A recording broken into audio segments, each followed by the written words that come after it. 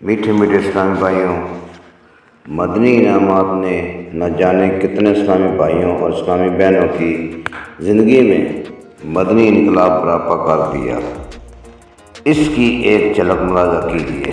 چنانچہ کراچی پاکستان کے ایک اسلامی بھائی کا کچھ اس طرح بیان ہے۔ علاقے کی مسجد کے امام صاحب جو کہ دعوت اسلامی سے وابستہ ہیں، انہوں نے انفرادی کوشش کرتے ہوئے میرے بڑے بھائی جان کو مدنی انعامات کا ایک رسالہ تحفے میں دیا۔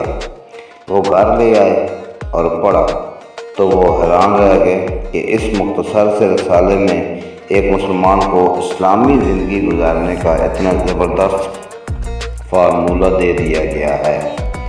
مدنی انعامات کا ایک رسالہ ملنے کی برکت سے الحمدللہ اللہ عز و جل ان کو نماز پڑھنے کا جذبہ ملا اور نماز باجماعت کی ادائیگی کے لیے مسجد میں حاضر ہو گئے اور اب 5 وقت کے نمازی بن چکے ہیں۔